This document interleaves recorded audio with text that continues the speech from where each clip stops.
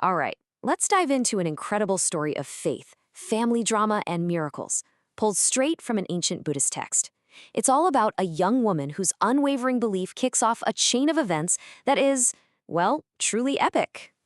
So where does this story even come from? Well, this isn't just some old folktale.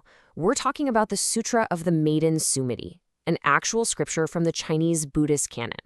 This means it's a formal teaching, something that's been passed down for centuries to explain a really profound spiritual idea. You know, at its core, this ancient story asks a question that feels surprisingly modern. What happens when your deeply held beliefs clash with your family's? Specifically, when a devout woman marries into a family of non-believers. It's a culture clash of epic proportions, and it's the spark that lights this whole narrative on fire. So let's meet our hero, Sumati. She's the daughter of a well-respected elder, and she's known for her virtue and her incredibly strong faith. For Sumati, the Buddhist path isn't just a part of her life, it's everything to her. And right here, this is where the trouble starts. A wealthy suitor wants to marry her, but his family is the polar opposite of hers. See, her family are devoted Buddhists. His family, they follow what the sutra calls outer gods. Basically, their beliefs are way outside the Buddhist tradition, and they even practice things like animal sacrifice. We're talking about two worlds colliding.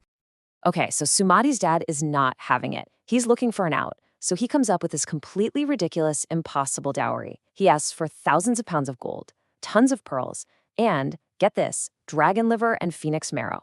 He's basically saying no way in the politest way possible. But then, plot twist, the suitor's super rich father just says, sure, no problem. Her dad's plan completely backfired, so he's stumped. What do you do? Well, he goes straight to the top. He consults the Buddha himself. And what the Buddha says changes everything. He gives a prophecy. If Sumati marries this man, she will be the catalyst that leads an entire kingdom to enlightenment. Whoa! Suddenly this isn't just a wedding anymore. This is her destiny. You think the hard part is over, right? Nope. The moment Sumati gets to her new home, she hits another wall. There's a city law against marrying outsiders, and the only way around it is for her new father-in-law to get the okay from the 6,000 most powerful spiritual leaders in the city, the Brahmins. So her father-in-law tells her, okay, you have to go bow to these Brahmins.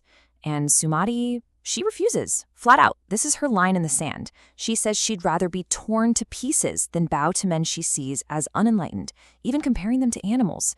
It's just this moment of shocking, unbelievable courage. You can imagine how well that went over.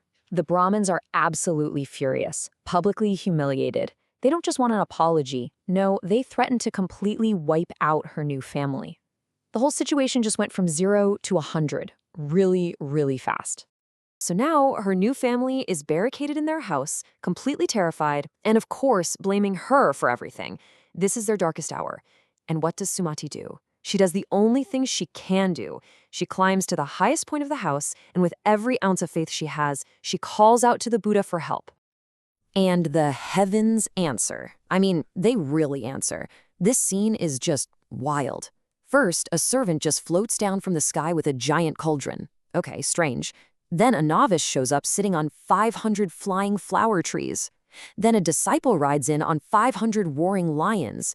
And it just keeps escalating. Golden-winged birds, elephants with 6 tusks, and finally, an elder descending on 500 seven-headed dragons. Her father-in-law is watching this, just completely losing his mind, and Sumati turns to him and says this verse. She's basically telling him, you think this is something? This is just the opening act. The real master is about to arrive, so you'd better prepare yourself. And then he appears, the Buddha himself, and the description is just on another level. His body is glowing like purple gold. Celestial armies are at his side. He unleashes the raw power of the elements, fire, water, lightning, hail, shaking the very foundations of the world. This isn't just a person showing up, it's like reality itself is being reordered.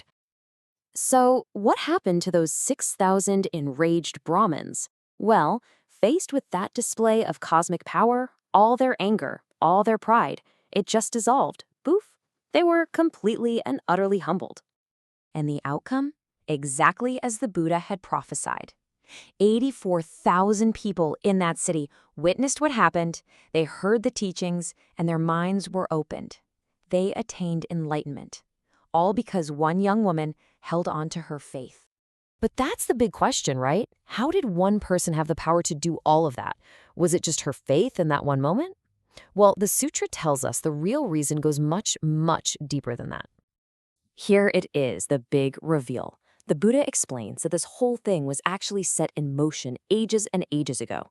In a previous life, Sumati had been a princess, and she had made this powerful vow to always use her future lives to help others, to meet a living Buddha, and to awaken the people around her. Her entire life as Sumati, this whole dramatic story, was the moment that ancient vow finally came true. So, the ultimate takeaway here is all about the power of our own intentions. What this story is saying is that a single, powerful, heartfelt vow can ripple through lifetimes, gathering strength until it literally manifests in the most incredible ways. Sumati's strength didn't just appear out of nowhere. She'd been building it for eons. And that leaves us with a final thought to mull over. If a vow from the distant past could shape Sumati's destiny so dramatically, what intentions, resolutions, or vows from our own past, ones we might not even consciously remember, might be quietly shaping the course of our lives today?